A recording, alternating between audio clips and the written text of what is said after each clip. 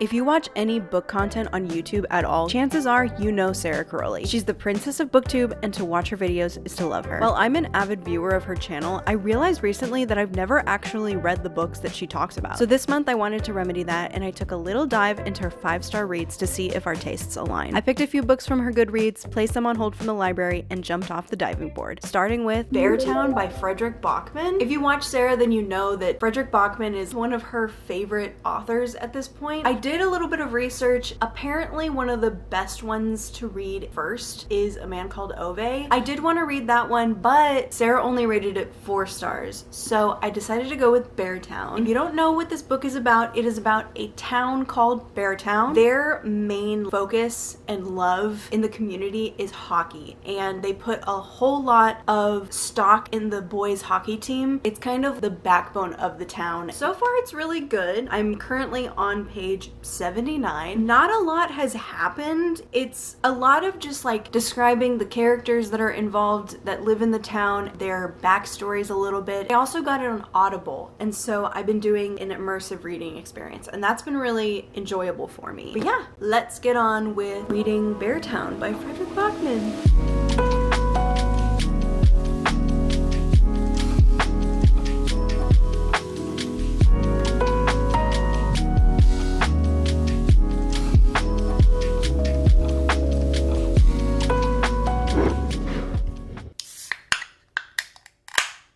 Hello kitty cats. I do have a couple of updates for you. I'm currently on page 112 of Beartown. Not a lot happening. Very slow. I'm not gonna lie. It's not like bad or anything. Truly, it's just like, it is a little bit slow. That being said, there was one practice that the boys had of playing hockey. I don't know anything about hockey, so the descriptions for me were a little bit, I kind of made up whatever I thought it was that they were doing. I do wish that there was more action happening. There was a foreshadow to future events, so things might start to pick up now, which I'm excited for, but I also don't want that to happen because I'm afraid now. This is my kitty cat.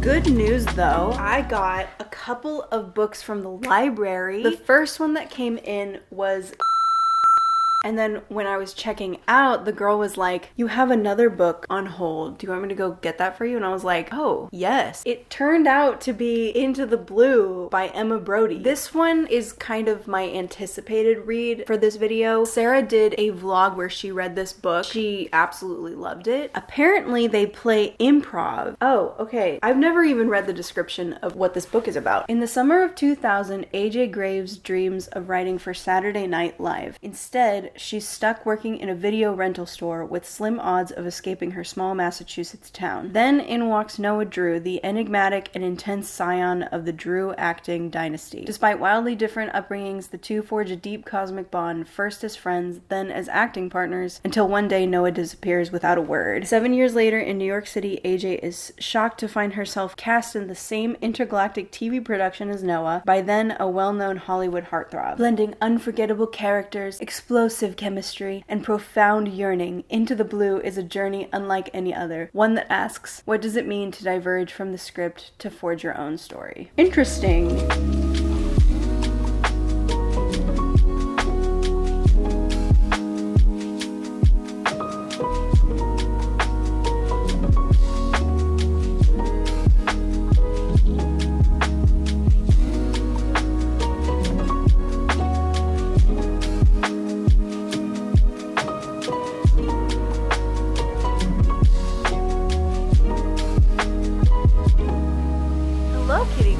I have an update for you. A couple of days ago, I went up to Austin to see Ariana Grande. As we were driving up to Austin, I was reading Into the Blue, and something came over me and I just said, I don't want to read this and I don't like it. So I did some like Reddit searching. I looked on Goodreads at different reviews just to see other people's opinions, and I think I've just decided that I'm just going to DNF it. I have some reasons for that and some thoughts. I was really excited about reading this because they supposedly do improv. They're like actors and whatnot, but there were a few things that bothered me. First of all, the writing is bad. I feel like the writing is bad personally. There were people that I saw on Reddit that were saying it has great writing, but for me, it just felt incredibly choppy. There was so much telling and not enough showing. There's this one scene at the beginning where two main characters, they're doing kind of a scene together, but it's just talked about the fact that that happens, but I want to see it. Like, don't just tell me about it. Like, show me the actual scene. It just was lacking. It was disappointing. That's not to say that there's not any scene work that you see. There was this one particular moment, it was just kind of glazed over, and that was annoying to me. Another thing, I felt like I didn't know where we were most of the time. This was what I wrote in my notes. I feel like I don't know where we are most of the time. For example, they're taking a walk to avoid AJ going home. Oh, now they're at Noah's house? What? How far did they walk? Oh, maybe they live in the same neighborhood? I guess maybe they said that previously, but it was probably some throwaway sentence somewhere. Who knows? I don't know if that makes sense. The writing is almost written from this objective perspective, but it's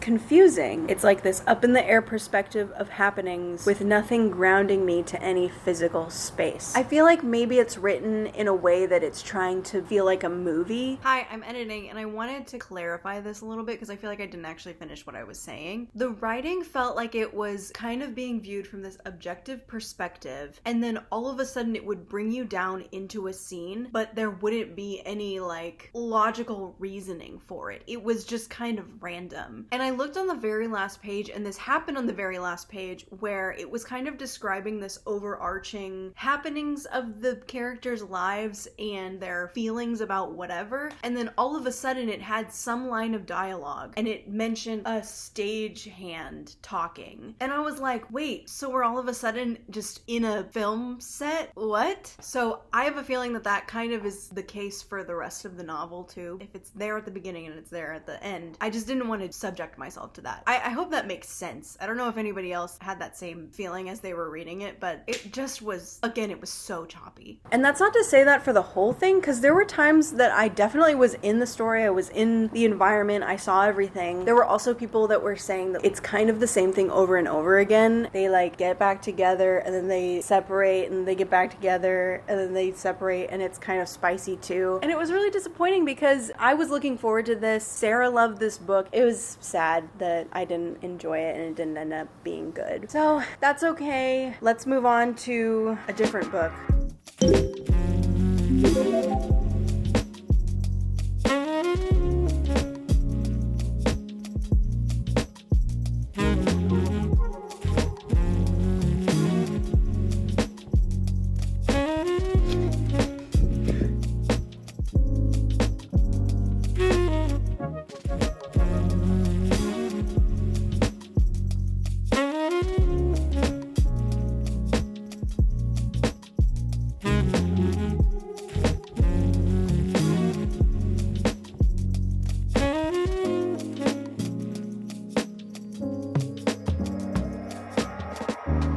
Kitty cats. I just filmed a summer TBR video and I thought I might as well come on here and give you an update on No Matter What by Cara Bastone. Most of it I read during my trip to New Braunfels. Wow, I loved this book. It was so good. It was so sweet and cute. I think my favorite part of it was her, one, taking an art class, and two, seeing that she was a cook. It was so slice of life. I just really enjoyed reading about these characters, and the love story that takes place is so beautiful. The way that they reconnect and come back together, it was so cute. I loved it. I gave it 5 stars. So if you don't know, No Matter What is about Roz and Vin. They are married and they, a year prior, experienced a traumatic near-death accident along with their brother, and Roz discovers one day that her husband Vin has put a new lease for a new apartment on the kitchen counter, and he's moving out. And that's kind of the catalyst for this whole book. Following that, she stumbles upon this art class that she becomes entranced by, and you just see how both of them separately are like trying to better their lives. It's really, really beautiful. I really enjoyed this so much. I saw some Goodreads reviews and people didn't like the miscommunication, but I actually thought it was realistic. Like, yeah, if I had just been in a traumatic near-death accident with my husband and I was quite literally in survival mode for the past year trying to take care of my brother, I think that I would probably have trouble communicating with my husband. I thought it was realistic. I I liked it.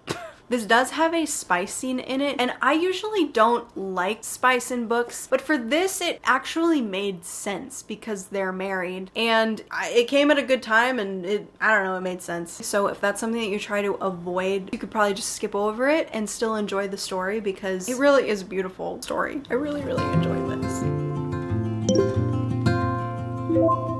I'm currently on page 214, 215 of Beartown. Right at the halfway mark, something intense happens and something really heartbreaking and horrifying happens. Man, I'm so angry. You know, after reading that chapter, I took like a little bit of a break. That helped me kind of ruminate on everything and like my thoughts and whatever. You know, I had to kind of process it a little bit. It's so horrifying. There are characters saying, you know what women are like, and let me tell you what, you know what men are like.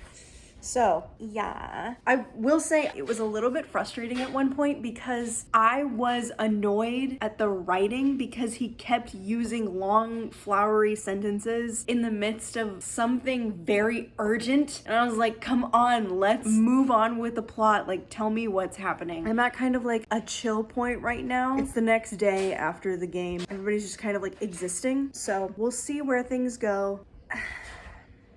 I'm hoping for the best, but we'll see.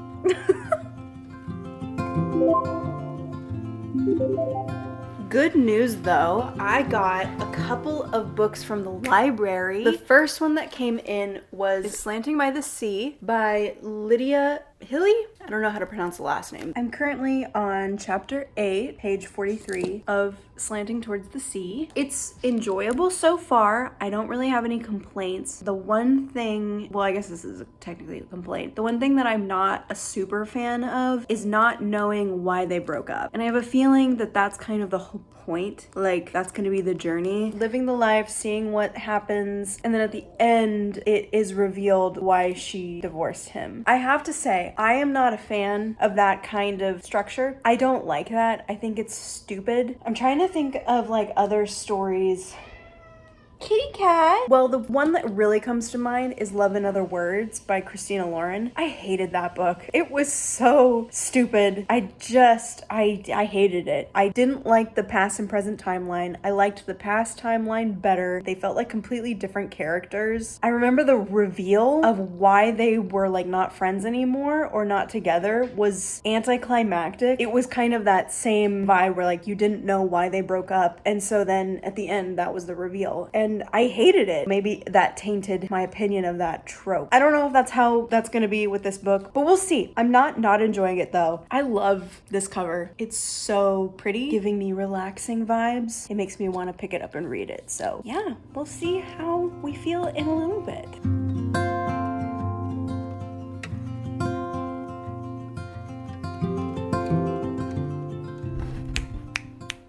Hi. Hi, kitty cat. Slanting Towards the Sea. I'm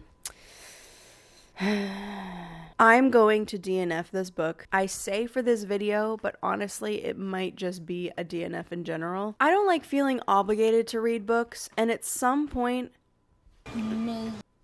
Yes. There comes a point when I'm filming these videos where I feel obligated to read a book. That is nothing against this author. It's nothing against this book. I actually don't dislike it, but I also am trying to learn... Kitty cat. I'm also trying to learn how I read books and what grips me. And if I'm trudging along trying to get myself to read a book, then I think that's a bad sign. And that's kind of how I'm feeling with this. I think that I bit off more than I could chew for this video, and that's what's pulling me down reading this book. So it's unfortunate because I want to give books a fair chance, and it doesn't mean that this is a bad book. I guess circumstances didn't work out. And that doesn't mean that I'll never ever come back to this book, but I think that idea that I talked about, not knowing why they broke up, and that's kind of probably the whole thing that's going to be like unraveled towards the end. I don't like that. I don't really know why I don't like that, but I just don't like it, and it doesn't intrigue me to continue. I don't hate these characters. Some of the things that she talks about I actually really relate to, but I think I'm gonna DNF it. Yeah.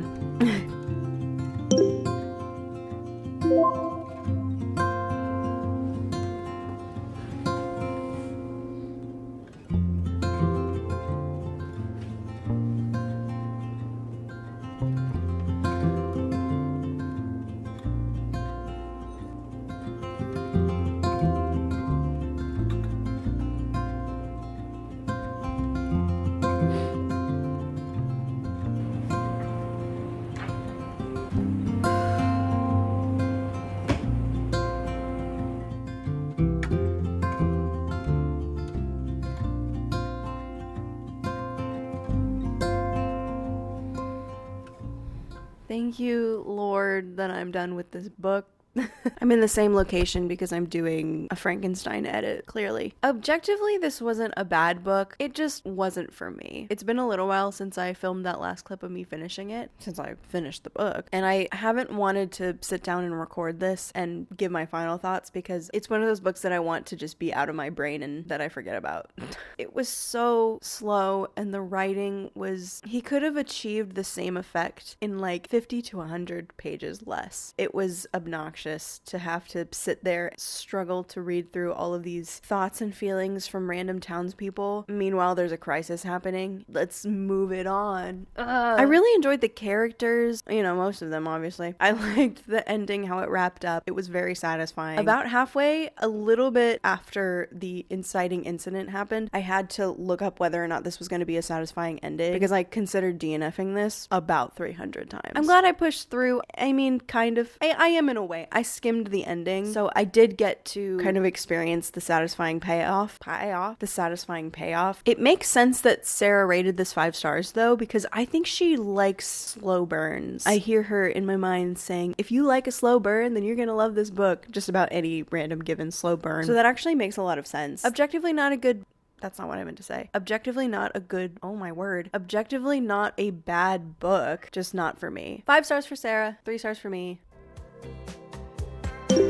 Okay, so what did we learn during this little challenge? Even though I had 2 DNFs in this video, I feel like the jury is actually still out on whether Sara's and my tastes align. I'm not a romance reader, but I loved No Matter What, and even though the slow burns in this challenge didn't capture my attention, one of my favorite books of all time is Rosamund Pilcher's Coming Home, and that book is almost 1,000 pages, and the whole thing is lovely. Side note, Sara, if you're watching, you're probably not, but I highly recommend this book to you. I think you would absolutely love it. There are also so many books that Sara has rated 5 stars, not to mention all those which aren't 5 stars that she also really loves. So there's that. For me personally, I learned that I need to be careful when filming these reading vlogs because I don't want to bite off more than I can chew, or else I might end up in a reading slump. By no fault of the books themselves, but rather by my own impatience. Again, Sara, if you're watching this, we love you out here in the book community. Keep doing what you're doing. And to the other silly geese out there, thank you for watching. I know it was mostly negative, but hopefully you got some kind of insight and book recommendations. And yeah, I hope to see you in the next one. Bye!